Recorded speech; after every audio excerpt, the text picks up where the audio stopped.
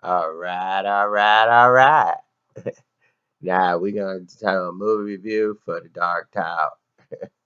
It's a movie starring Matthew McConaughey. You know, and that's the way he kind of talks through the entire film, even if he's being evil. Now, the first time we've seen this character that he played, it was in a movie called Killer Joe, in which he was as sinister as could be. Now, when he played that sinister Killer Joe, it opened up a door, Pandora's box, where Matthew McConaughey could be a villain. Now, anyway, let's go through this film. I kind of did it on the live chat and told people, but I think they did an okay job. I mean, the movie's very watchable. It's just that if you have no questions about any of the things that are going on, you'll be okay. The acting and the performances from Idris Elba and Matthew McConaughey make up for the film. Like, let me explain to you what this film is. This is based on the Stephen King series of novels called the Dark Tower series, is which is called. They actually have a book called The Dark Tower in this series. The Gunslinger is the first book. Now, the Gunslinger starts everything off, and they take bits and pieces from that origin, zip through it, because you got to condense it down to a 90-minute or 120-minute film. They zip everything down. You don't know why, for some reason, the last gunslinger, that guy is immune to this sorcerer who is played by Matthew McConaughey. Then you have the people who cover themselves in human skin and walk around using it to disguise themselves and walk around Earth and all these other different planets. The gunslinger's job is to protect the towers. And Matthew McConaughey's job is he's sworn to tear it down. And he's basically running a command center where their only job is to take down this tower.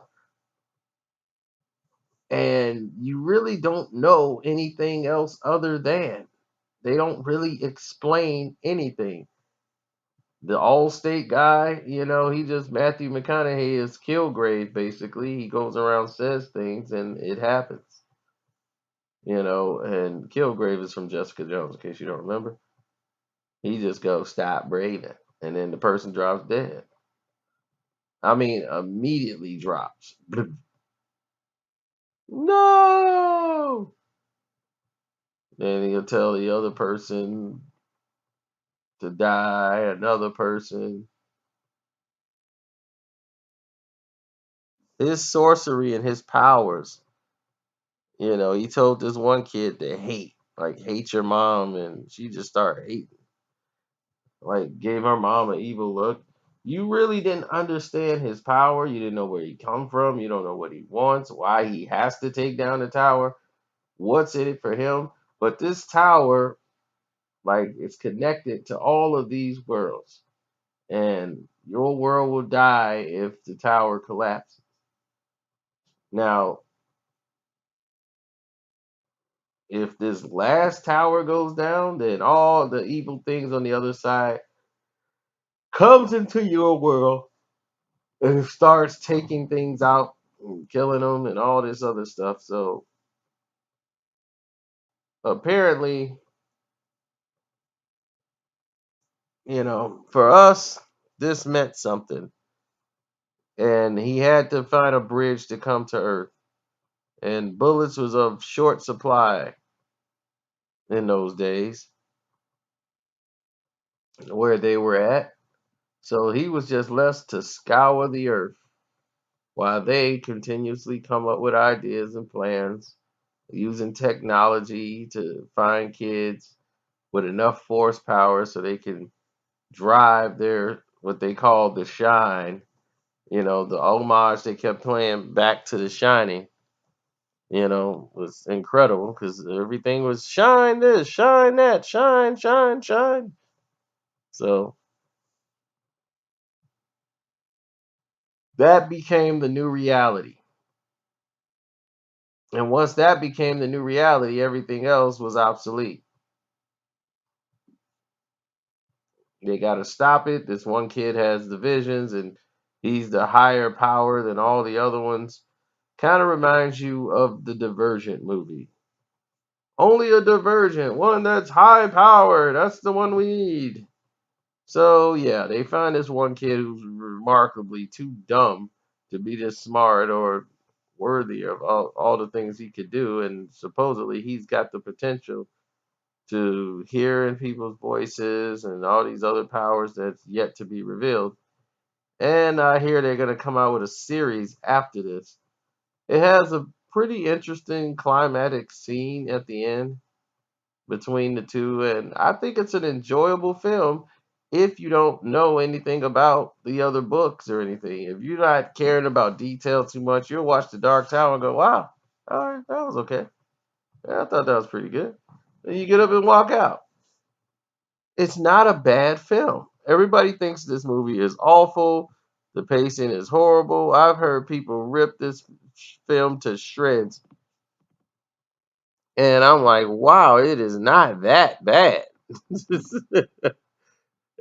I agree. They tried to put 15 books into one movie, but it wasn't that bad. I don't know who these voicers are, like where they came from. Like, you'll have a million questions if you focused on it. But the movie just said, look, screw that. It's the gunslinger. It's Matthew McConaughey as the sorcerer. That's all you need to know. Now, let's get it on.